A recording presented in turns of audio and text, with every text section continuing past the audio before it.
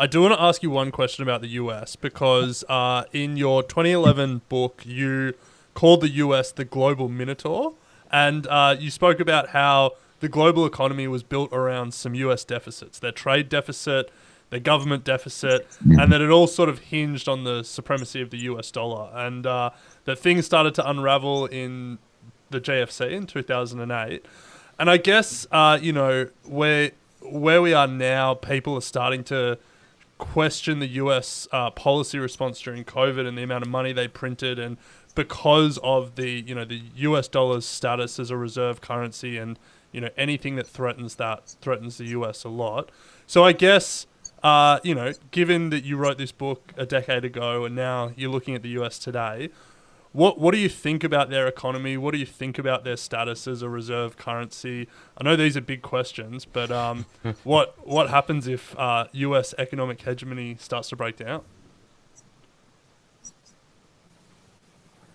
Well, this is a discussion that has been going on since the end of the 1960s. In 1970, there was a fantastic meeting in Washington in which a certain Mr. Henry Kissinger, who's still around and has opinions about things, and a certain Mr. Paul Volcker, who later became the chairman of the Federal Reserve, had a conversation. And Kissinger, who was not an economist, asked Volcker, who was, and a banker, how do we maintain our hegemony given that we are now a deficit country? Same discussion. So the United States is slipping into a deficit position since the 1960s. How can we maintain the hegemony? And Volcker said, well, we need to enhance trade deficit, and make other people pay for it. This is exactly what has been happening since the 1970s. So the trade deficit of the United States is increasing. The budget deficit of the federal government is increasing.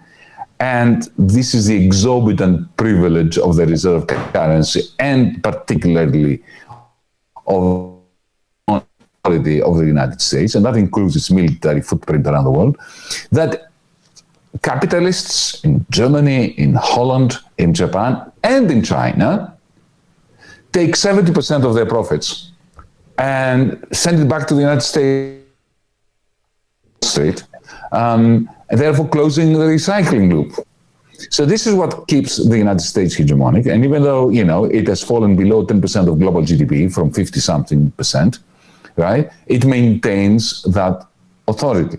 Now, having said that, there are serious reasons to worry. It's not China, because the Chinese Communist Party apparatchiks are very smart people. Whether you like them or not is neither here nor there. They're very smart people. Don't forget that they have invested $1 trillion in US treasuries. They do not want to see the dollar lose its value. They do not want the renminbi to replace the dollar. The Americans are perfectly capable of destroying the hegemony of the dollar on their own without the help of any adversary like China. The war in the Ukraine now is a serious challenge to the authority of the dollar system. Why? Because I think they have crossed a bridge that was too far. President Biden, in his yearning to punish Putin, included in the sanctions one move that I think is going to be historically significant. I'm not passing judgment now on Putin. I have no time for Putin. He's a war criminal. He was a war criminal back in 2001, killing 250,000 Chechens. But forget the moralism here. Speaking financially, by confiscating the reserves of the Central Bank of Russia, forcing the Central Bank of Russia to Western banks. Imagine having the money to pay your debt and not being allowed.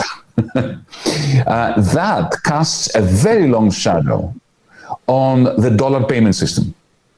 Yeah, if you are Brazilian, Indian, Nigerian, whatever, you start thinking, hang on a second,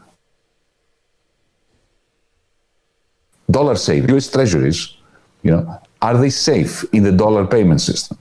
Now, if you take into consideration the fact that for its own reasons, the Chinese central bank has introduced 3 years ago, a digital yuan, which is global because it's digital. It's like the internet.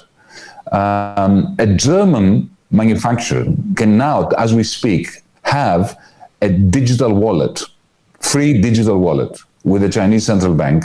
It's a crypto one, right? State crypto, not Bitcoin-like.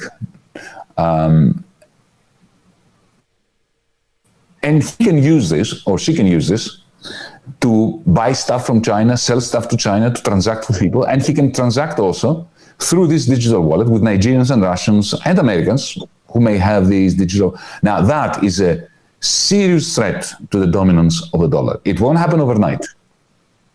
But digital central bank currencies that the Americans and the Europeans are resisting are the game to watch because they are free, they are safe, and they allow for a degree of mobility that bypasses commercial banks.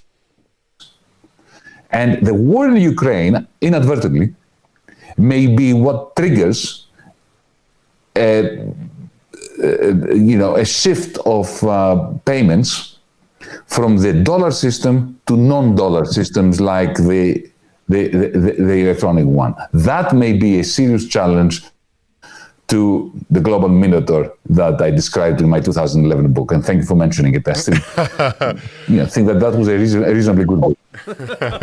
Available in all good bookstores.